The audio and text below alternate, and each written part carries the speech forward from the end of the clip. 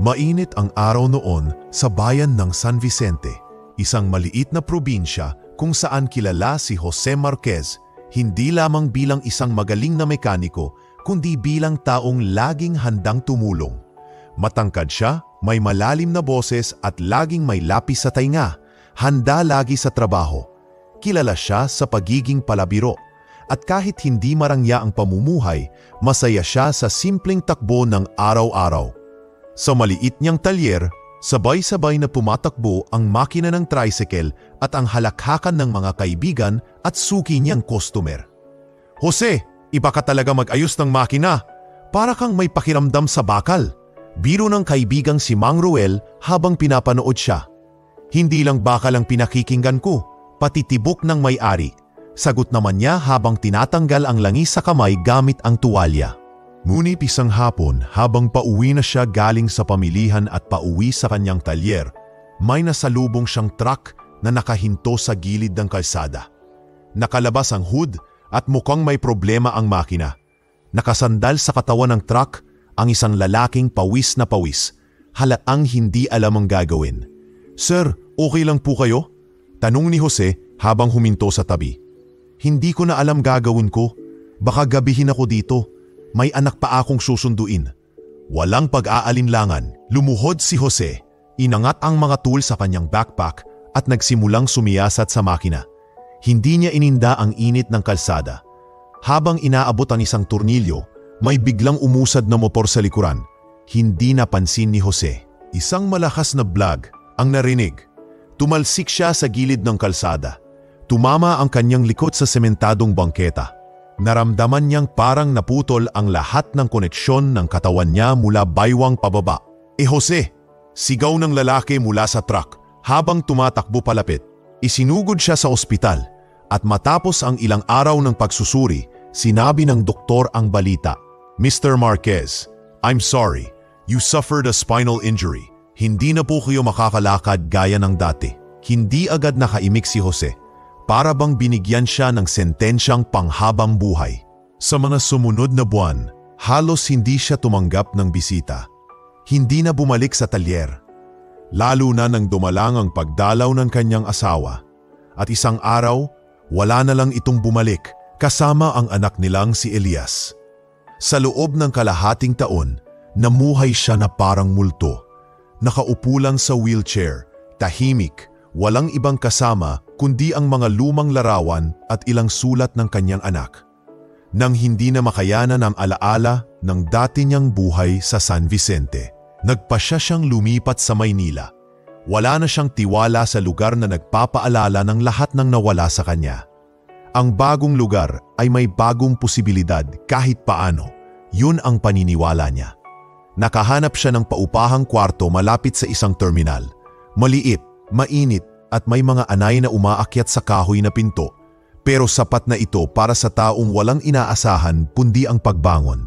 Sa mga unang linggo, hindi siya pinapansin ng mga kapitbahay. May ilan na bumubulong, nagtuturo habang dumaraan siya. Minsan pa'y narinig niyang sinabi ng isang tindera sa kabilang bahay, "Ayan yung bagong umuupa. Kawawa naman." Ang sabi ng landlord, hindi na raw yan makakalakad. Sayang, matikas pa naman siguro yan dati. Pero hindi siya nagalit. Tumahimik lang siya. Wala na siyang lakas para ipagtanggol ang sarili o makipag-usap. Ang tanging layunin niya ay makarating sa ospital tuwing Lunes at Huwebes para sa kanyang therapy. Dala ang lumang backpack at ilang gamit sa wheelchair. Binabaybay niya ang mabatong kalsada patungo sa sakayan. Doon, sa siksikang pila ng mga pasahero, naririnig niya ang mga buntong hininga, bulungan, at minsan ay tahasang reklamo. Ang tagal naman ng matandang yan. Dapat sa taxi na lang sumakay. "O bantay, pag natagtag tayo dyan, tayo pa sisisihin." Hindi siya lumilingon. Hindi siya nagtatanggol. Ang ginawa lang niya ay ngumiti ng marahan, sabay sabing, "Salamat po." Gabi-gabi, umuuwi siya sa kanyang silid, iinit ng kanin at dilatang ulam. Titingnan ang lumang litrato ng anak at pipikit ng mata. "Mahal pa rin kita, anak, kahit hindi mo ako matandaan." Sa isang mundo na tila isinuho na siya, nananatili pa rin ang tahimik na determinasyon ni Jose, ang patunayan kahit sa sarili man lang na may silbi pa siya. Sa kabila ng katahimikan at pangumutya, nanatili siyang matatag. Pero sa bawat sigaw ng busina, sa bawat sulyap ng paghusga, unti-unting nabubuo sa kanyang puso ang tanong, kailan ba ako magiging tao muli sa mata ng iba? 6:00 pa lang ng umaga, gising na si Jose. Bagamat mahirap bumangon at umikot sa maliit na kwarto, sanay na ang kanyang mga kamay sa paggalaw ng wheelchair sa masisikip na espasyo. Isa-isa niyang inaabot ang nakasabit na damit sa may pako. Sinusuot ang luma pero malinis na polo at inaayos ang kanyang backpack na may lamang tubig, panyo at sulat mula sa therapist. May pakay siya tuwing Lunes, Miyerkules at Biyernes ang physical therapy sa health center 3 barangay ang layo. At para makarating doon, kailangan niyang dumaan sa kalbaryo ng pag-aabang ng jeep. Dumaraan siya sa gilid ng palengke. Doon naroroon si Aling Presi, ang pinakamasungit na tindera ng tinapay sa lugar. Araw-araw ay hindi ito nauubusan ng puna sa kanya. Ayan na naman si wheelchair boy, sabi ni Aling Presi habang inaayos ang mga pandesal. Mas okay pa siguro kung magpa-deliver ka ng therapy kaysa makipag-agawan ka pa sa jeep. Hindi na lamang siya pinapansin ni Jose. Sanay na siya sa ganitong klase ng trato. Pero kahit gaano kasanay, hindi ibig sabihin ay hindi na masakit. Mahirap pa rin sa dibdib. Pumuwesto siya sa hintayan ng jeep. Habang papalapit ang sasakyan, maririnig ang mahinang huni ng tambutso, ang pag-ungol ng makina at sabay-sabay ang pagdagsa ng mga pasahero. Sumasabay sa ingay ang boses ng isang lalaki. Yan na naman si Kuya, ang tagal sumakay para tayong late sa trabaho, sigaw ni Bricks, isang construction worker na laging aburido. Ayaw ko na nga sumabay pag nandyan siya, parang lumiliit ang jeep. Dagdag na Mami Cherry, babaeng call center agent na laging may kasamang kape at reklamo. Tulad ng nakagawaan, pinilit ni Jose na hilahin ang sarili paakyat. Hawak ng kanang kamay ang bakal ng jeep, iniangat niya ang sarili gamit ang natitirang lakas ng mga braso. Halos 2 minuto na ang lumipas pero walang tumutulong. May sumitsit sa likod. Hoy kuya, ang tagal mo naman, para kang hari ng pila. Pasensya na po, hingal na sagot ni Jose habang pinapasok ang kanyang wheelchair. Sa halip na tumulong, nagbubulungan lang ang mga tao. Ang iba ay abalang nakatutok sa cellphone, habang ang iba na may nakatitig lang, hindi malaman kung matatawa o maiinis. Isang matandang lalaki ang naroon din, si Tatay Cardo, ang driver. Medyo may edad na, puti na ang buhok at may salamin. Ilang beses na niyang nakita si Jose. Tahimik lang siya pero sa mga mata niya may awa. Upo ka na lang sa tabi ko, hiho, para hindi ka na mahirapan, alok ni Tatay Cardo. Salamat o, sagot ni Jose at ngumiti kahit pa nanginginig na ang mga braso niya sa pag-akyat. Habang umaandar ang jeep, hindi pa rin tumitigil sina Bricks at Cherry. Siguro kung may medalya sa pagiging abala, panalo na si Kuya, bulong ni Cherry sabay tawa. Baka may hidden camera to, alam mo yung prank-prank? Biglang maulalabas na artista? Dagdag pa ni Bricks, narinig iyon ni Jose pero wala siyang sinabi. Tiningnan na lamang niya ang labas ng bintana, pinikit ang mga mata at hinayaang lamunin ng hangin ang kanyang inis. Pagdating sa health center, sa wakas ay nandoon na ang pamilyar na mukha ni Nurse Amara. Maamo ang mukha, nakasalamin at laging may nakahandang tuwalya sa gilid. Good morning Mr. Marquez, bati nito habang inaayos ang logbook. Magandang umaga rin po, Nurse Amara, sagot ni Jose at sa unang pagkakataon ng araw, lumambot ang kanyang tinig. Na-late ka na naman? May nangyari ba sa biyahe? Wala po, usual lang po. Mabagal lang talaga pag ako. Alam na ni Amara ang ibig sabihin ng usual. Ilang beses na rin kasi niyang nakikitang pasa at galo si Jose sa braso. Marahil dahil sa pag-akyat mag-isa o minsan ay nabubundol nang hindi sinasadyang paa ng mga pasahero. Pero hindi kailanmang nagreklamo si Jose. Hindi siya umaangal. Sa susunod, hintayin mo ako. Ihahapid me lang kita kung walang masakyan. Alok ni Amara habang hinahaplos ang braso nito. Hindi ko po kayo pwedeng abalahin. Hindi abala ang pagtulong sa taong marunong umunawa. Sagot ng dalaga. Sa therapy room, pinipilit ni Jose na itulak ang sarili sa mga parallel bars. Bawat hakbang gamit ang mga brace sa binti ay may kasamang panginginig at luha sa noo. Wala siyang tinig na inilalabas pero kitang-kita sa mukha niya ang sakit. Pagkatapos ng isang oras na routine, pawis na pawis si Jose. Binilinan siya ni Amara na uminom ng maraming tubig at magpahinga. Bago siya umalis, ibinulong nito, "Hindi ka nila kilala kaya sila naghusga. Pero balang araw, sila ang babati sa'yo. Maniwala ka." Nginitian niya ito at sa kanyang puso may maliit na apoy na muling nagsiklab. Sa therapy room, pinipilit ni Jose na itulak ang sarili sa mga parallel bars. Bawat hakbang gamit ang mga brace sa binti ay may kasamang panginginig at luha sa noo. Wala siyang tinig na inilalabas, pero kitang-kita sa mukha niya ang sakit. Pagkatapos ng isang oras na routine, pawis na pawis si Jose. Binilinan siya ni Amara na uminom ng maraming tubig at magpahinga. Bago siya umalis, ibinulong nito, "Hindi ka nila kilala kaya sila naghusga. Pero balang araw, sila ang babati sa'yo. Maniwala ka." Nginitian niya ito at sa kanyang puso may maliit na apoy na muling nagsiklam. Ninitian niya ito at sa kanyang puso may maliit na apoy na muling nagsiklab. Sa pag-uwi, muling sumakaw si Jose ng jeep. Muli, naroon sina Bricks at Cherry. At muli, parang sirang plaka ang mga panlalait. "Magpatayo kaya siya ng sariling jeep, no?" Bulong ni Cherry. "Pwede rin. Yung walang ibang sakay kundi wheelchair lang." Sabay tawa ni Bricks. Ngunit ngayong araw, hindi na pinikit ni Jose ang mata. Tiningnan niya sila, tapat at diretsyo. At saka siyang umiti. Hindi pa tapos ang laban niya. Hindi pa. Tahimik ang gabi. Tanging ang malayong tunog ng kuliglig at ang ugong ng ilang humahagibis na motor ang maririnig mula sa maliit na kwarto ni Jose. Wala siyang telebisyon, wala ring radyo. Ang liwanag ay mula lamang sa isang bumbilyang mahina na ang sindi. May gasgas ang kisame at may tagas ang gripo sa lababo, pero wala siyang reklamo. Para kay Jose, sapat na ang may masisilungan at katahimikan. Ngunit sa katahimikang ito, may bagay na hindi kayang takasan ni Jose. Ang alaala ng kahapon. Nasa kandungan niya ang isang lumang kahon. Nakapulupot dito ang tela ng kanyang dating uniforme bilang mekaniko. Dahan-dahan niyang binuksan iyon. Parang binubuksan din ang isang sugat na hindi pa lubusang naghihilom. Mula sa ilalim, hinugot niya ang isang lumang larawan. May kupas na at may mga bahagyang lamat, pero buo pa rin ang laman.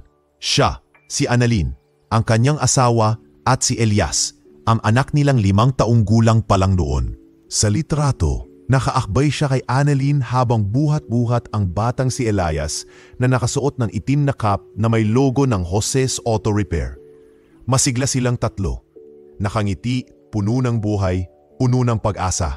Noon yun, noon na hindi pa niya alam kung gaano kalupit ang tadhana kapag kinalaban ka nito. "Anak," mahina niyang bulong habang pinupunasan ng litrato gamit ang laylayan ng kanyang damit. "Kamusta ka na kaya? Ilang taon na rin? 13? 14? Isinandal niya ang ulo sa malamig na dingding. Tinitigan ang kisame habang hawak-hawak pa rin ang larawan. Sa isipan niya, muling bumalik ang araw ng trahedya, ang gabing iyon na binago ang lahat. Nasa talyer siya, gabi na, nang may kumatok. Isang lalaki ang humingi ng tulong. Nasiraan daw ng sasakyan sa kalsadang walang ilaw. Walang pag-aalinlangan, sinama niya ang kanyang mga gamit at sumama. Pagdating sa lugar, nagulat siya. Ang makina ay nakabukas, pero wala namang masyadong sira.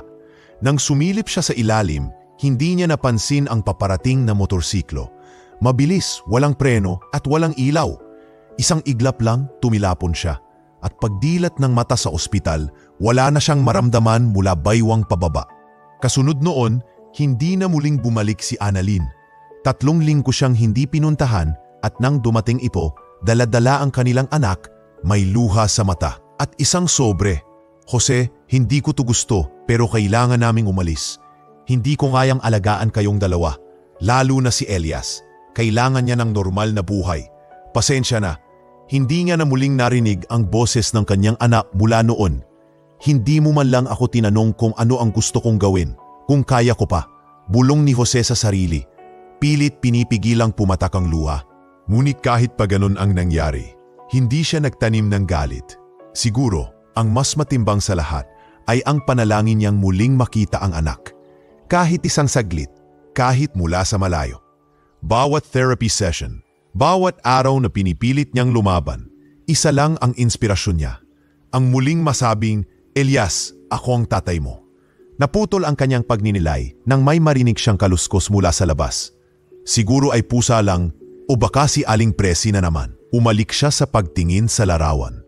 Nginitian niya ito ng marahan. Hindi mo alam kung gaano kita kamahal, anak. Kahit isang minuto lang, kahit isang sulyap lang. Bumuntong hininga siya. Kinuha ang isang notebook mula sa ilalim ng kahon. Dito niya isinusulat lahat ng alaala niya kay Elias. Mga paboritong laro nito, paboritong kulay, at mga kwento na isang araw ay maibahagi niya ulit sa kanya. Sa isang pahina, may nakasulat, Elias, kung pinabasa mo man to balang araw, tandaan mo, hindi ako nawala, nanhintay lang ako, kahit walang katiyakan. Tumigil siya sandali, isinara ang notebook, hinaplos ang litrato. Muling bumalik sa kanyang isip ang dating siya, si Jose na masayahin, palatawa, at palaging umaawit ng kundiman habang naghining ng bakal. Ang lalaking iyon ay tila patay na, pero sa bawat pagpikit ng mata niya gabi-gabi, pilit niyang ibinabalik ang imahe ng sarili na iyon. Hindi para makalimot, kundi para muling matuto. Tumayo ang kanyang mga kamay at itinulak ang wheelchair palapit sa bintana. Binuksan niya ito, huminga ng malalim. Sa kabila ng katahimikan ng gabi, tila ba naririnig niya ang isang boses ng bata. Malambing, masayahin at puno ng pananabik. Tay, napapikit siya. Hindi ito totoo, pero pinili niyang umiti. Oo anak, andito lang si tatay. Hihintayin kita. Ang buwan ay bilog sa langit, ang kanyang mukha ay maliwanag sa liwanag ng buwan. At sa kanyang dibdib, muling sumiklab ang pag-asang matagal nang nakabaon na baka isang araw sa di inaasahang sandali, muling magkita sila ng anak niyang iniwan siya hindi dahil sa galit, kundi dahil sa takot.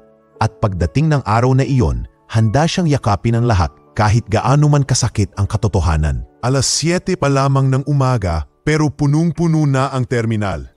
Maingay ang paligid, may naglalako ng sigarilyo, may nag-aaway sa pila, may umiiyak na bata sa tabi ng karinderya. Sa gitna ng kaguluhan, isang lalaki sa wheelchair ang pilit na sinusuyod ang makitid na espasyo sa pagitan ng mga tao. Si Jose, sa kabila ng init ng araw at pangungutya ng lipunan, ay muling bumangon para sa kanyang pang-araw-araw na laban. Ang makasakay ng jeep patungong rehab. Pinilit niyang igalaw ang wheelchair, iniiwasan ang mga paa ng pasahero, ngunit hindi maiwasang may matamaan. Minsan ay hindi sinasadya niyang masapul ang bag ng isang estudyante o masagi ang laylayan ng palda ng isang tindera. Ay naku po, ang gulong mo kuya, nasira ang sapatos ko, sigaw ng isang babaeng nakakorsonadang uniforme. Pasensya na po, sabay yuko ni Jose. Ngunit hindi lahat ay nakakaunawa. Sa mga mata ng marami, siya ay sagabal. Bawat galaw niya ay parang kasalanan. At dumating na nga ang jeep. Siksikan. Wala ni isang tumulong. Sa halip, unahan sa pagsakay. At sa bandang likuran, may nakatayo, mainit ang ulo. Si Bricks na naman. Putang yan, andito na naman si Sir Jose. Akala mo may VIP pass sa pila. Huwag mong paakyatin, Cardo. Wala nang space siya pa. Sigaw ni Cherry mula sa loob habang nakatayo at hawak ang cellphone. Baka gusto mong ikaw ang umalis kung ayaw mo nang may kasama. Malamig pero matatag na tinig ng isang matandang lalaki mula sa unahan ng jeep. Si Tatay Cardo, ang driver. Napalingon si Jose, bahagyang nagulat sa narinig. Noon niya lang naramdaman na may nagsalita para sa kanya. Kasi naman ho, ang tagal-tagal bago makasakay. Sabat ni Bricks, sabay tapon ng kanyang backpack sa gitna ng jeep. Tumama ito sa mga tuhod ni Jose at nalaglag ang bitbit niyang supot. Bigla ang katahimikan. Lahat ay nakatingin, pero walang gumalaw. Pasensya na po, ulit ni Jose habang pilit inaabot ang nalaglag na supot. Nanginginig ang kamay niya, hindi dahil sa galit kundi sa labis na pagkapahiya. May isang ginang na parang gustong tumulong pero pinigilan ng asawa. Wag na, baka tayo pa ang mapagbintangan. Tahimik ang buong jeep, ang nakabibinging katahimikan ay mas masakit pa sa sigaw. Hoy! Tawag ni Tatay Cardo. Bumaba ka muna riyan, Bricks. Hayaan mong makasakay si Jose. Sakay na, iho. Cardo, ba't mo siya kinakampihan? Kaibigan mo ba yan? Hindi ko siya kaibigan. Pero may anak akong tulad niya. Natahimik si Bricks. Napatingin si Cherry. Biglang nag-iba ang ihip ng hangin. Ang matandang driver na palaging tahimik, ngayon ay may paninindigan. Ang mga pasahero unti-unting tumigil sa pagbulong. Tumango si Jose at pilit niyang inakyat ang sarili paakyat sa jeep, tulong ng saklay at balikat ni Tatay Cardo. Hindi siya nagsalita, pero sa loob niya, isang maliit na boses ang bumigkas. Salamat, isa lang, pero sapat na yun. Habang nasa biyahe, tahimik si Jose. Wala nang nagbiro, wala na ring nambato ng salita. Si Tatay Cardo ang nagbukas ng usapan. Ano na bang natapos mo sa therapy mo, iho? Medyo malayo pa ho. Sabi ng therapist ko, baka di na talaga ako makalakad gaya ng dati. Pero may pag-asa pa rin? Sa katawan mahirap ho, pero sa isip, yun ang sinusubukan kong pagalingin. Tumango si Tatay Cardo. Yan din ang sinabi ng anak ko noon. 16 siya nang maaksidente. Hindi makalakad, hindi makasayaw. Pero sinubukan niyang bumangon sa sarili niyang paraan. Ngayon, gumagawa siya ng mga prosthetics para sa kapwa niyang may kapansanan. Talaga po? Ang galing naman? Wala sa lakas ng katawan, iho. Nasa tibay ng loob at sa mga taong handang umalalay. Hindi napigilan ni Jose ang mapangiti. Sa unang pagkakataon, may nakausap siyang hindi nang husga. Hindi nagtanong kung bakit siya ganyan. Hindi siya tinawag na pabigat. Pagdating sa terminal ng health center, pinahinto ni Tatay Cardo ang jeep. Diyan ka na ba? Opo, maraming salamat po ulit. Bukas ulit ha, libre sakay mo sa akin. Hindi ho ba kayo malulugi? May anak akong nakikita sa iyo, Jose. Para bang kung sakaling hindi ko siya natulungan noon, ito na siguro yon. Umaba si Jose ng jeep habang lumuluha, hindi sa sakit ng katawan, kundi sa lambot ng loob. Sa wakas, hindi lahat ay kayang manlait. May ilan pa ring handang makinig, umunawa, at yakapin ang bigat ng pinagdaraanan ng isang taong gaya niya. Habang papalapit sa rehab, iniangat niya ang mukha sa langit at bulong sa sarili. Isa lang ang kakampi, pero baka sapat na yon para magsimulang muli. Napalingon si Jose mula sa wheelchair niya sa lobby ng rehabilitation center. Sa harap niya ay nakatayo ang isang babaeng naka-unipormeng puti, nakasalamin at may buhol ang buhok. Malinis ang itsura, tahimik ang kilos, pero maliwanag ang ngiti, parang may liwanag na sariling bitbit. Magandang umaga rin po, nurse. Sagot ni Jose, bahagyang nag-aalangan. Amara, Nurse Amara Cruz, sabay abot ng kamay ng babae. Pwede mo kong tawaging Amara dahil wala na rin namang masyadong lumalapit sa kanya sa mahabang panahon. Medyo naguluhan si Jose. Hindi siya sanay na makausap ng ganito. Walang tanong, walang puna, walang awa. Ngiti lang. Ngiting hindi nakababa kundi nakataas. Simula noon tuwing darating si Jose sa rehab, laging nandoon si Amara. Minsan, iniaabot siya ng tubig. Minsan, sinasamahan siya sa elevator. Ngunit ang pinaka nagpapagaan sa loob niya ay ang simpleng tanong ni Amara habang inaayos ang listahan ng pasyente. Kamusta ka ngayon, Jose? Sa mga unang araw, simpleng tanggol lang ang sagot niya. Minsan, ayos lang po. Pero habang lumilipas ang mga linggo, parang unti-unti siyang tinutunaw ng kabaitan ni Amara. Isang araw, habang binabantayan siya ni Amara sa parallel bars, nagsalita ito habang inaayos ang brace niya sa binti. Alam mo ba, lahat ng katawan ay may limitasyon. Pero ang puso, yan, walang sinasabi ang medisina tungkol sa kakayahan yan. Napangiti si Jose. Parang linya sa pelikula yon ah. Hindi, sagot ni Amara. Linya yun ng tatay ko. Na-stroke siya noon. Akala niya wala na siyang silbi. Pero nung sinimulan niyang turuan ang mga batang hindi makabasa, doon siya muling nabuhay. Muling tumahimik si Jose. Sa unang pagkakataon, may nakakausap siyang hindi siya tinatanong kung bakit siya ganyan. Hindi siya kinukutya. At higit sa lahat, hindi siya tinatratong parang pasanin. Salamat, Amara, sa pakikinig. Ngumiti si Amara. Hindi ako nakikinig para lang makisimpatiya. Nakikinig ako kasi gusto kong malaman kung paano ka muling sisigla. Sa mga sumunod na linggo, naging bahagi na ng routine ni Jose ang pagkukwento. Hindi sa lahat ng tao, kundi kay Amara lamang. Sinimulan niyang ibahagi ang mga kwento ng talyer, kung paano siya tinuruan ng tatay niya humawak ng wrench, kung paanong palaging nagpapalibre ang mga kapitbahay ng pagpapakabit ng side mirror, at kung paano niya pinalaki si Elias, ang kanyang anak. Si Elias, 6 na taon lang siya nung huli ko siyang nakita. Mahilig siya sa laruang kotse. Kahit ang kutsara niya may gulong. Sabay tawa ni Jose. Nakikita ko na, parang ikaw din yun, biro ni Amara. Yung bata na kahit papaano, gusto pa ring magpatakbo ng buhay. Ngunit isang hapon, habang palabas ng ospital si Jose at papunta sa terminal, narinig niyang may pasaherong nagbubungganga sa pila ng tricycle. Ayan na naman yung lolo sa wheelchair, baka matagalan na naman tayo eh.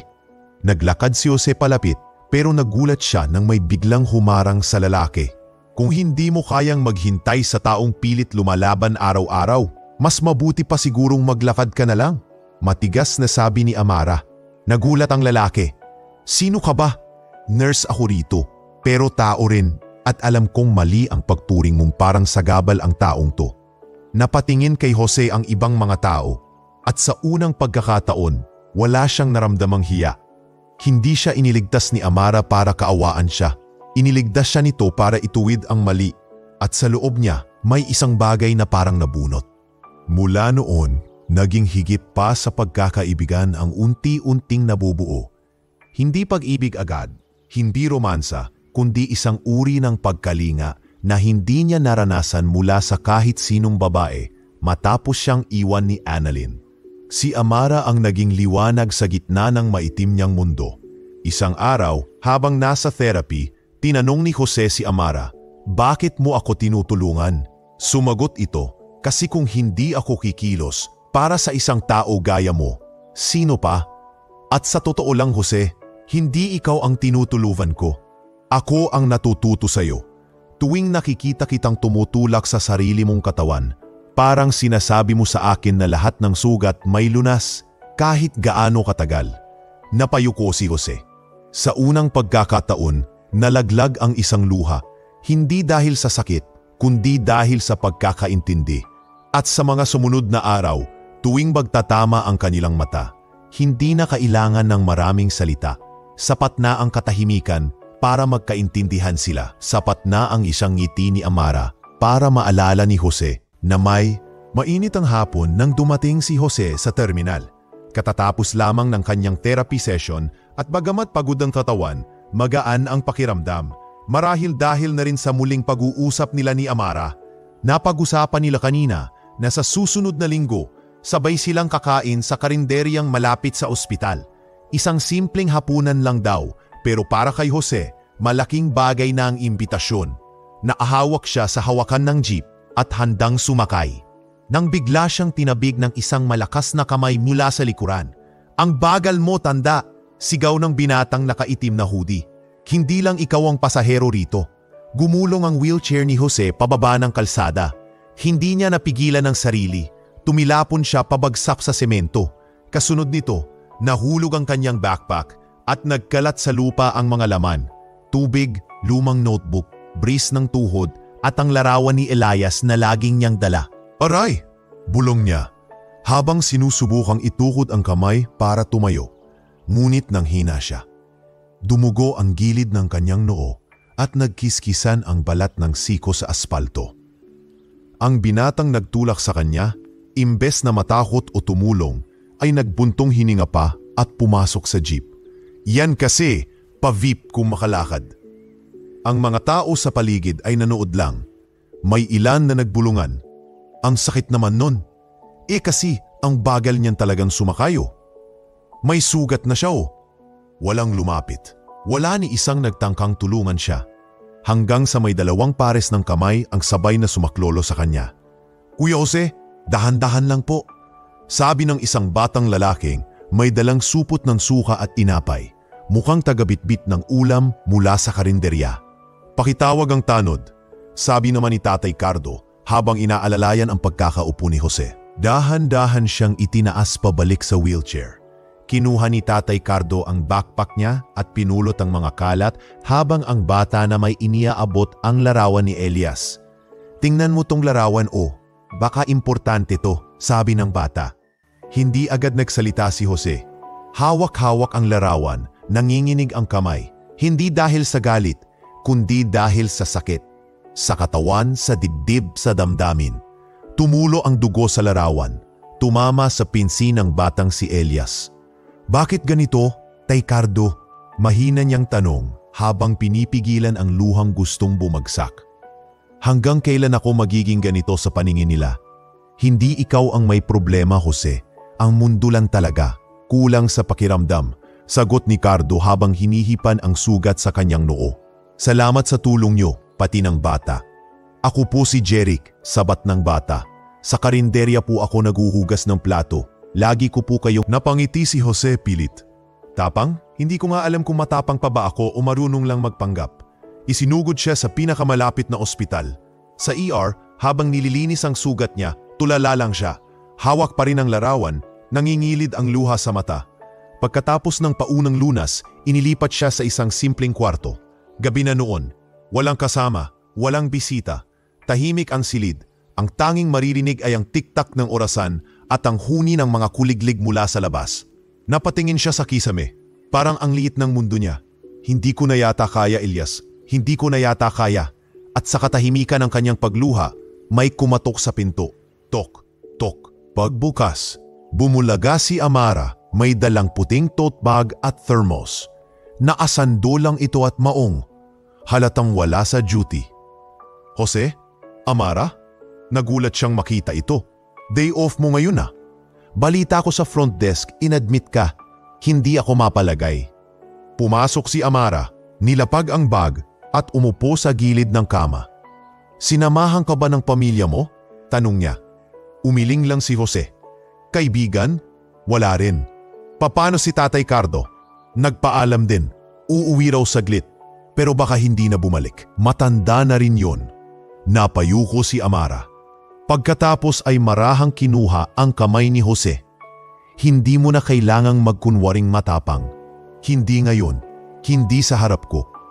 Bumagsak ang luha ni Jose. Hindi na niya pinigilan. Umiiyak siya. Tahimik pero tuloy-tuloy. Si Amara naman ay tahimik lang din. Hinaplos ang kamay niyang may sugat. Wala na ung halaga, Amara. Walang taong walang halaga. Lalo na ikaw. Hindi mo lang alam kung gaano ka kalakas sa paningin ng iba. Nagtagal sila sa ganung posisyon. Walang salita, tanging katahimikan at pagdamay. Makalipas ang ilang minuto, iniabot ni Amara ang thermos. Gusto mo ng sabaw? Tinolang manok yan. Favorite ko. Napatawa si Jose sa gitna ng pag-iyak. Paborito rin ni Elias yan. Pwes, may bagong kasama na kayong may gusto niyan. Sa unang pagkakataon matapos ng ilang taon, naramdaman ni Jose na hindi siya mag-isa. At sa kwarto ng ospital na yon, sa gitna ng gabi at sakit, may nabubuong panibagong lakas. Hindi pa tapos ang laban. May dahilan pa para bumangon. May isang liwanag pa ring nananatili. Ang ngiti ni Amara. 2 linggo na mula nang mangyari ang insidente sa terminal. Si Jose ay kasalukuyang nagpapagaling pa rin, hindi lang sa sugat ng katawan, kundi sa mas malalim na hiwa sa kalooban. Sa tuwing dumadalaw si Amara sa kwarto ng rehab facility kung saan siya piniling pansamantalang manirahan, mas marami na siyang napapansin kay Jose. Hindi na ito kasing sungit ng dati, hindi na rin laging tahimik. Ngunit may isang bagay na hindi nawawala sa mga mata nito, ang lungkot na malalim na parang isang kasaysayang hindi matapos-tapos. Isang hapon, habang iniikot ni Jose ang wheelchair sa maliit na garden ng rehab, umupo si Amara sa tabi niya, dala ang 2 tasa ng kapeng barako. Kapag ganitong hapon, sabi ni Amara, naaalala ko ang tatay ko. Mahilig siyang manahimik habang umiinom ng kape. Sabi niya, doon daw siya nakakapag-isip. Humigop si Jose ng kaunti. Ang anak ko, mahilig din sa gatas. Pero pinapainom ko ng konting kape, minsan, para raw tumapang tulad ko. Elias, ba? Tanong ni Amara, nakatingin sa kanya. Tumango si Jose. Tahimik. Ilang segundo lang at nagsimula siyang magkwento. 8 taon na, walang balita. Ni isang text, isang sulat, wala. Nang maaksidente ako, dinala ako sa ospital. Si Annalyn, ang asawa ko, ilang beses lang dumalaw. Sabi niya, kailangan daw nilang umalis pansamantala. Pero hindi na sila bumalik. Wala akong address, wala ring alam na kamag-anak niya. Hindi mo ba sinubukang hanapin?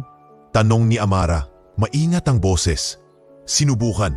Sa barangay, sa lumang mga kapitbahay, sa social media. Pero wala. Parang naglaho. At habang lumilipas ang mga taon, tinanggap ko na lang na baka hindi na sila babalik o baka ayaw na nila akong makita. Hindi agad nakasagot si Amara, pero nakita niya ang bahagyang paghaplos ni Jose sa kanyang bag.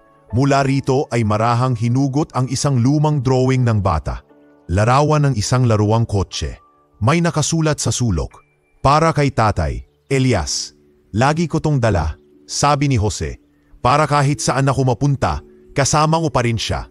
Tumigil si Amara at parang may ipinipigil na emosyon. Pagkaraan ng ilang segundo, nagsalita siya.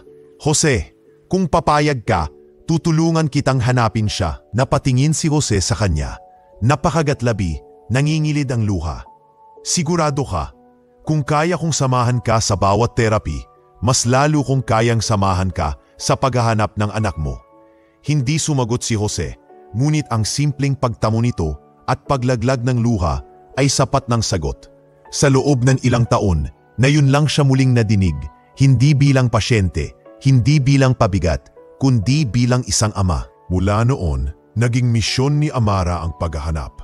Tuwing break niya sa duty, pinupuntahan niya ang records office, nagbabasa ng lumang barangay logbook at sinusubukang makipag-ugnayan sa dating mga social worker. Marami ang nagsasabi ng wala kaming record o baka nasa probinsya na sila. Ngunit hindi siya tumigil. Isang umaga, habang nasa therapy si Jose, biglang pumasok si Amara sa silid. May bitbit siyang sobre, puti, may sulat kamay na pangalan. "Jose," mahinang tawag niya. Napalingon si Jose habang hawak pa ang bar ng parallel training. Pawis na pawis, nanginginig ang tuhod. "Bakit, Amara?" "May natanggap akong sulat, galing sa isang sundalo. Sabi niya, baka raw may kilala kang Jose Marquez." Lumapit si Amara at iniabot ang sobre. Dahan-dahang binuksan ni Jose ang liham. Sa loob, may isang pirasong papel. Kulay dilaw na, tila matagal nang itinabi. Binasa niya ito ng mahina. "Ako po si Kapitan Renz de la Torre. Isa akong sundalo at volunteer sa mga outreach program sa Visayas. Nakilala ko ang isang binatang nagngangalang Elias. Sabi niya, hindi niya kilala ang tatay niya. Pero may dala siyang larawan, isang lalaking may hawak na wrench at may sulat sa likod. Kay Elias anak ko, mahal kita kahit anong mangyari. Baka po kayo yun. Kung oo, sana ay makausap ko kayo." Nanlaki ang mata ni Jose. Nanginig ang kanyang kamay. "Elias," bulong niya.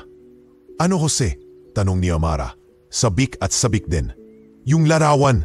Ako yon Amara." Mabilis na pumatak ang luha sa mga mata niya. Hawak niya ang sulat ng mahigpit, parang takot siyang mawala yun muli. Para sa kanya, ito ay hindi lang papel. Ito ay pag-asa, buhay at isang daan pabalik sa isang nawawalang bahagi ng puso niya. Lumapit si Amara. Marahang niyakap si Jose. "Nahanap mo siya, Jose. Nahanap mo siya." "Hindi pa," sagot ni Jose. "Pero ngayon, alam kong may daan papunta sa kanya." At sa sandaling iyon, hindi niya na naramdaman ang sakit sa kanyang katawan. Tila ba kahit wala siyang lakas lumakad, kaya niyang liparin ang mundo kung ibig sabihin nito ay muling mayakap ang anak. Mainit ang araw nang muling bumalik si Jose sa rehab matapos ang maikling pahinga sa ospital. Nakaupo siya sa wheelchair habang pinapanood ang mga dumaraan sa pasilyo, mga pasyenteng naglalakad ng dahan-dahan, mga nurse na abala sa pagbibigay ng gamot, at ilang miyembro ng military medical team na dumadalaw paminsan-minsan para sa outreach program ng ospital. "Mr. Marquez," tawag ni Amara habang lumalapit. May bitbit siyang folder at halatang may kakaiba sa kanyang ekspresyon. Tila ba may sinasadyang pigilin sa kanyang mukha. "May panibagong update tayo tungkol kay Elias." Agad na lumingon si Jose, mabilis ang tibok ng puso. "Anong update, Amara?" "Nakontak ko na si Kapitan Renz de la Torre. Siya ang sundalong sumulat ng liham. Sumang-ayon siyang makipagkita ngayong hapon." "Ngayon na?" Halos hindi makapaniwala si Jose. "Pupunta siya rito?" "Hindi. Gusto ko raw niyang makita sa labas. Sa maliit na coffee shop malapit sa plaza."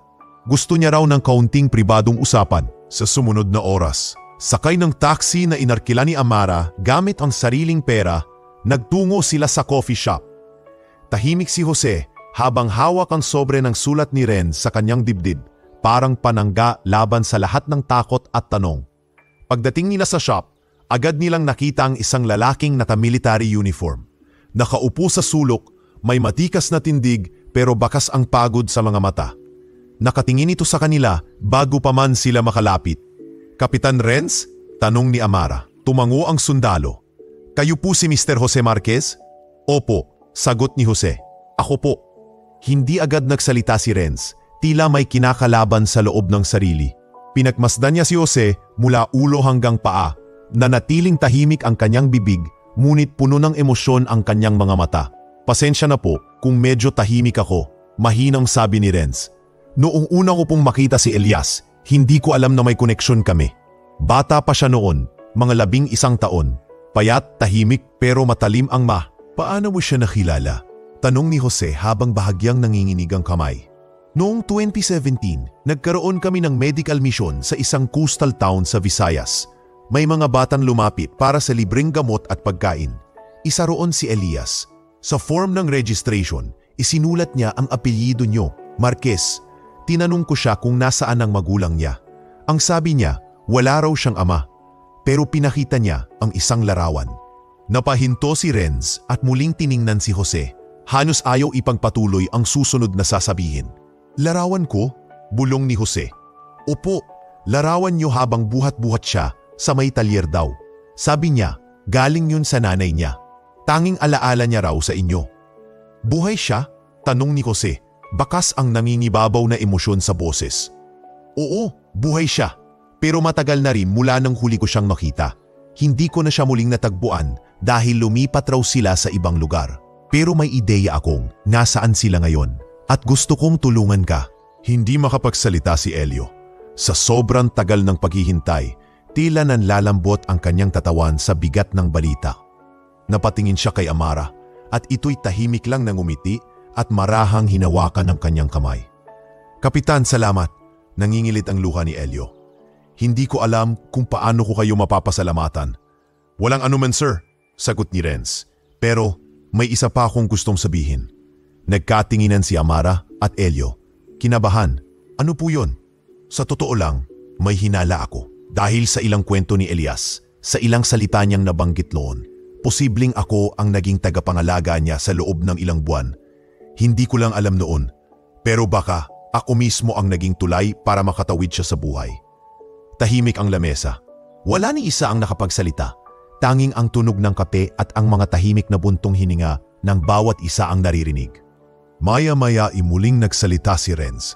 "May plano akong bumalik sa lugar na yon sa susunod na linggo. Kung gusto niyo, sasama ko kayo. Malaking tsansa na nandoon pa rin sila." Tumango si Elio. "Gusto ko, kahit saan, kahit anong hirap, basta makita ko lang siya." Kinabukasan, bumalik sa terminal si Elio para maghanda sa muling biyahe. Ngunit habang nakaabang sa gilid ng waiting shed, may kakaibang eksenang naganap. Isang matandang babae ang napahinto sa gitna ng pila, kasunod ng isang grupo ng pasaherong nagtutulakan.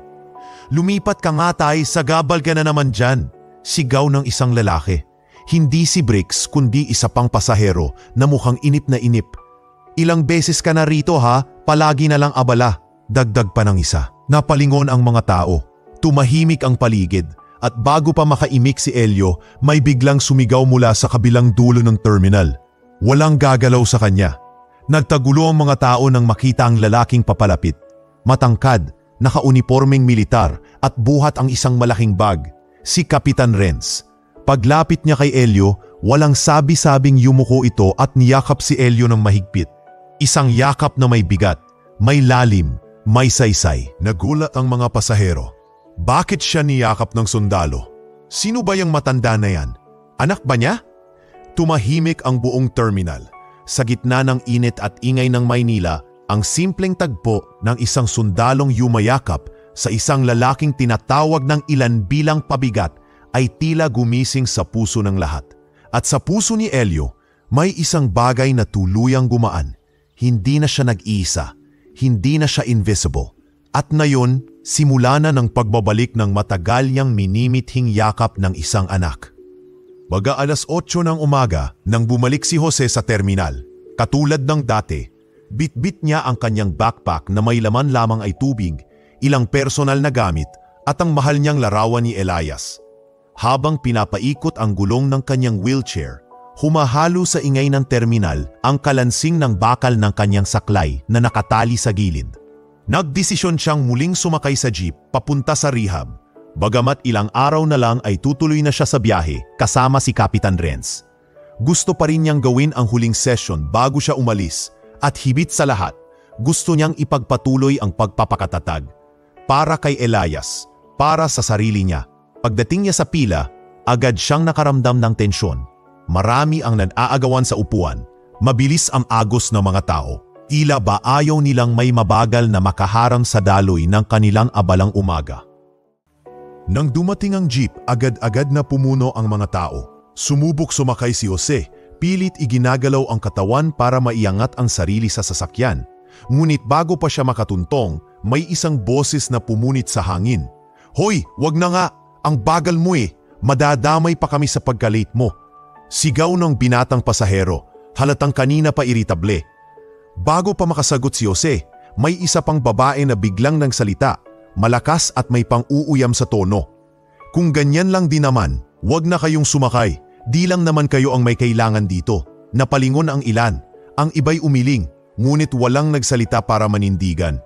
Tila ba ang bigat ng oras at init ng araw ay naging dahilan upang wala nang makialam sa tama o mali. Nang itutuloy na ni Jose ang pag-akyat sa jeep, isang lalaking nasa unahan ang walang pakundangang itinulak ang kanyang bag gamit ang paa. "Ang sikip na nga eh, wag ka na sumakay manong." Tumigil si Jose. Kumakabog ang dibdib. Hindi na siya umiyak tulad ng dati. Hindi na rin siya nagmakaawa. Pero ramdam niyang bumalik na naman ang matagal ng pakiramdam. Ang pagiging wala, ang pagiging pabigat, ang pagiging ibang tao sa mata ng mundo. Ngunit bago pa siya makalayo, bago pa siya tuluyang umatras mula sa jeep, may dalawang kamay ang marahang lumapat sa kanyang balikat mula sa likod. Hindi ito pabigla, hindi rin ito marahas, kundi yakap, mahigpit, mainit at puno ng layunin. "Jose Marquez, tatay ko to." Nanlaki ang mata ng mga tao. Lahat ay napalingon. Ang sundalo sa likod ni Jose ay walang iba kundi si Kapitan Renz de la Torre, nakasuot pa rin ng kanyang military uniform. May bitbit na dokumentong tila bagong galing sa kampo. Ang kanyang tinig ay matigas pero nanginginig sa damdamin. Si Jose hindi agad nakaimik. Sa pagkabigla, napalingon siya sa likod. Tinitigan si Renz, hindi pa rin makapaniwala. "Renz de, pagiging." Tumango si Renz at muling niyakap siya. Mayong hindi na niya kailangang itago ang katotohanan, buong tapang niyang sinabi, "Ako si Elias. Ako si Elias Marquez." Parang huminto ang oras sa terminal. Walang nagsalita.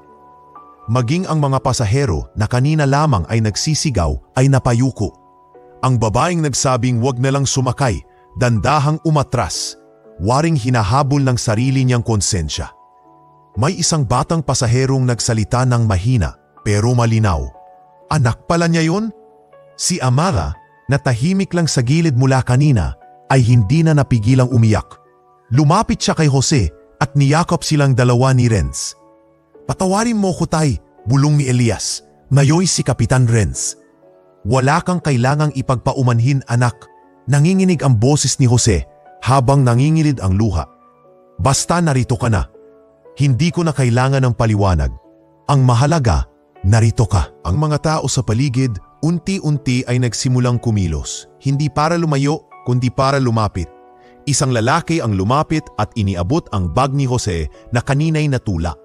Isang babae ang tahimik na nagpunas ng mata habang pinagmamasdan ang mag-ama. Sa gitna ng terminal na iyon, kung saan dati puro panlalait, pananahimik at paghusga ang nangingibabaw, ngayon ay katahimikan ng pag-unawa at pagkilala ang umalingaw-ngaw. "Huwag kayong mag-alala," sabi ni Kapitan Renz sa mga pasahero. "Hindi po namin kayo aabalahin. Pero sana sa susunod, kung may makita kayong gaya ng tatay ko, huwag niyong tanungin kung gaano siya kabagal. Tanungin niyo kung gaano siya katatad." Tahimik ang mga tao. At sa pag-alis ng jeep na sinakyan ni na Jose, Amara at Renz, ang iniwan nila sa terminal ay hindi lang isang bakanting espasyo sa pila, kundi isang aral na hindi madaling malimutan. Na sa bawat taong hinusgahan, may kwento, at sa bawat kwento, may bahagi tayong maaaring hindi pa nauunawaan. Pero kung matututo tayong makinig, baka matutunan din nating umiyak, umunawa at magmahal. Hindi pa rin natatapos ang katahimikan sa terminal. Parang huminto ang lahat sa sandaling niyakap ni Kapitan Renz de la Torre si Jose mula sa likod. Sa harap ng jeep na puno ng mapanghusgang mata. Ito po ang ama ko, mariing sabi ni Renz, habang nananatili ang kanyang kamay sa balikat ng matandang lalaki sa wheelchair. Nag-echo ang kanyang pinig sa buong terminal, tila isang utos sa katahimikan. Ang mga pasaherong kanina lang ay nagtutulakan at nagtatawanan ay biglang napatigil, napalingon at nanghina ang mga dila.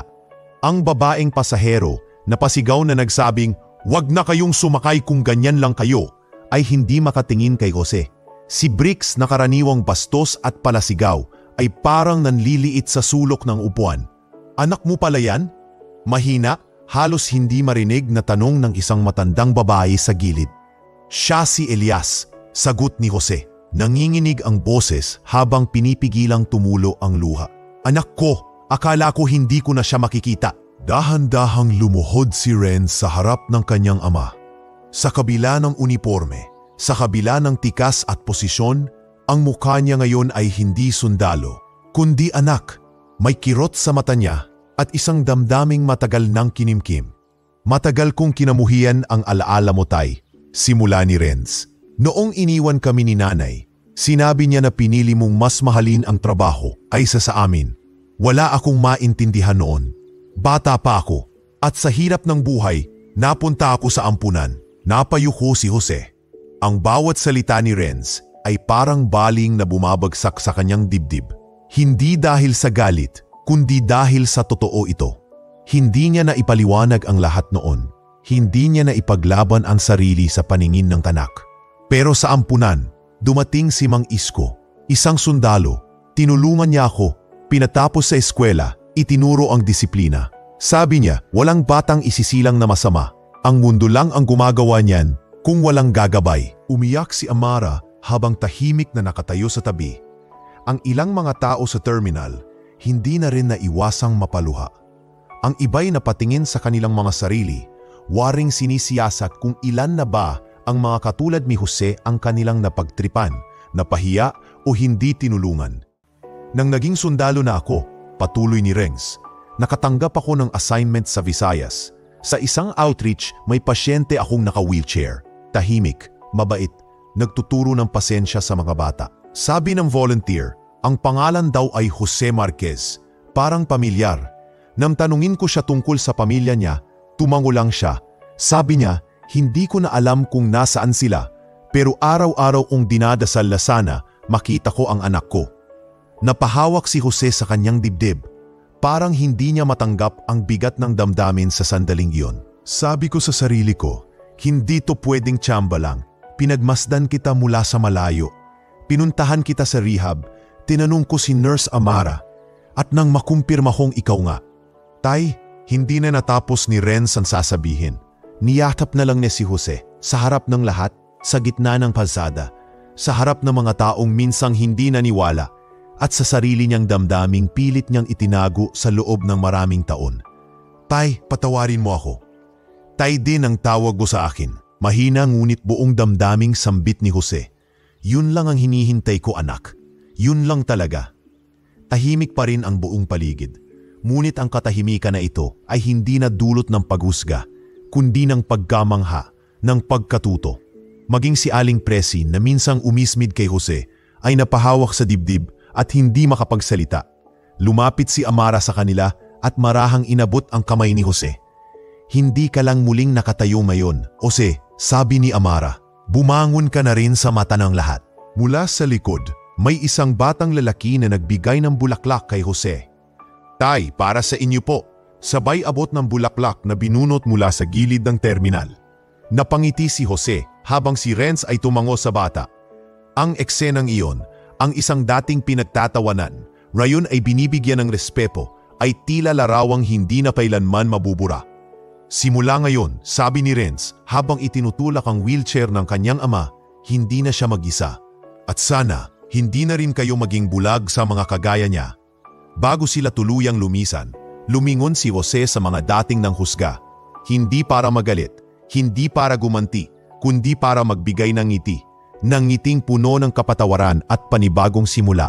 Makalipas ang ilang linggo, mula nang muling magkita ang mag-ama at maghilom ang lumang sugat sa terminal, isang bagong kabanata ang binuksan sa buhay ni Jose.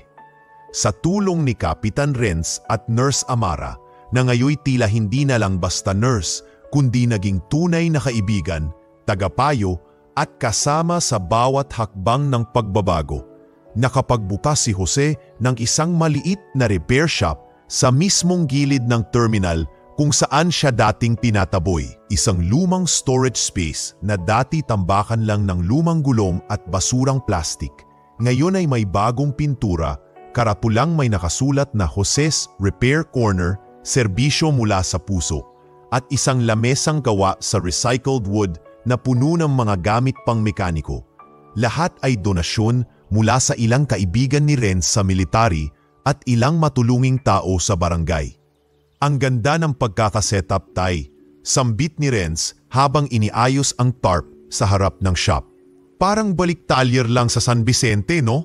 Ngumiti si Jose habang pinupunasan ang langis sa kanyang palad. Oo anak, pero mas masarap ngayon. Dati puro gulong lang ang inaayos ko. Ngayon, pati buhay ko, inaayos na rin. Lumapit si Amara, bitbit ang thermos ng kape. Para sa pinakabagong mekaniko ng terminal. Sabay abot nito kay Jose. Salamat Amara, sagot ni Jose. Kung hindi dahil sa inyo, ewan ko kung saan pa ako ngayon. Hindi lang naman kami, sagot ni Amara habang tumabi kay Renz. Kasama mo rin ang sarili mo. Ikaw ang unang naniwalang kaya mo pang bumangon. Hindi man lantaran, mapapansin ang unti-unting paglapit ng damdamin ni na Amara at Renz. Sa bawat tinginan, may ngiti. Sa bawat biro, may lambing. At sa bawat sandaling magkasama silang tatlo, para silang pamilyang muling binuo ng panahon. Araw-araw ay iba na ang ihip ng hangin sa terminal. Kung dati tahimik ang mga tao kapag dumaraan si Jose, ngayon ay may bumabati na. Boss Jose, paayos naman ang kadena ko ha? Sigaw ni Jeric, ang batang karinderya boy na tumulong sa kanya noong nadapa siya. Opo, pasok lang. Libre ang ngiti pero may bayad ang grasa. Biro ni Jose habang pinapaikot ang gulong sa mesa. Lumapit si Cherry, tahimik at may hawak na maliit na kahon. Kuya Jose, ito po, mga screw at bolt. Galing po kay tatay. Sabi niya baka magamit niyo raw. Salamat Cherry, huwag kang mahiyang bumalik ha. Sabay ngiti ni Jose. Wala na yon. Tapos na yung kahapon. Pero hindi po namin malilimutan, sagot ni Cherry. Salamat sa paalala na hindi lahat ng pinagtatawanan ay mahina. Kahit si Bricks, na dating pinuno ng panlalait, ay minsang nagpakumbaba at nagpatingin ng sirang side mirror. Pasensya na ulit, tao lang talaga, pero saludo ako sa inyo ngayon. Totoo pala yung kasabihang gulong ng buhay, no? Oo, sagot ni Jose, sabay turo sa sarili. Dati akong gulong ng jeep, ngayon gulong na ng inspirasyon. Makalipas ang ilang buwan, may dumating na imbitasyon mula sa lokal na pamahalaan at samahan ng mga veterans at retired servicemen sa lungsod. Isang event para sa mga tinaguriang bayaning tahimik, mga taong sa kabila ng kahirapan at katahimikan ay naging haligi ng pagbabago sa komunidad. At sa panulat ng organizer, isinama ang pangalan ni Jose Marquez bilang isa sa mga pamunahing tagapagsalita. Sigurado ba sila? Tanong ni Jose habang binabasa ang imbitasyon. Bakit hindi? Sagot ni Amara habang inaayos ang polo niya. Ikaw ang kwento ng pagbabagong dapat marinig ng lahat. Dumating ang araw ng programa. Nakapurmal na barong si Jose, suot ang kanyang customized leg brace at naka-wheelchair na pinaganda pa ni Renz. Sa tabi niya ay si Amara at sa likod ay si Renz na ngayon ay walang uniforme, naka-long sleeves lamang, tanda ng pagiging anak na hindi sundalo, kundi taga-suporta. Pag-akyat sa entablado, humarap si Jose sa mga taong nakaupo, mga opisyal, estudyante, sundalo, vendors at mismong mga taong dumadaan sa terminal. Nagbuntong hininga siya bago nagsalita. Magandang araw po sa inyong lahat. Ako po si Jose Marquez. Dati po akong mekaniko. Isang ama na naputol ang lakad pero hindi kailanman nawalan ng direksyon. Tumawa ang ilan, ngumiti ang marami. Marami po akong dinaanan. Hindi lahat ng daan ay pantay. May mga simento, may mga lubak, may mga kalsadang maputik, at may mga terminal na mapanghusga. Pero alam niyo po ba ang natutunan ko sa mga gulong ng buhay? Tumahimik ang lahat, nakinig. Hindi mo kailangang tumakbo para mafarating.